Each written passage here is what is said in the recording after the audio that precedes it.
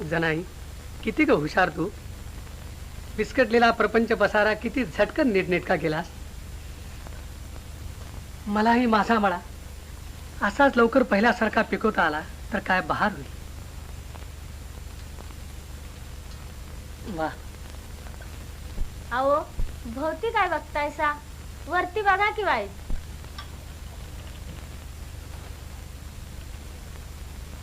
घराला छप्पर तरी आहे का? सारं मोकळं. वा. आकाशाचं छप्पर, हवाच हवा आणि उजेडच उजेड. राजवाड्याची शोभा आली आपल्या चंद्रमोळी झोपडीला.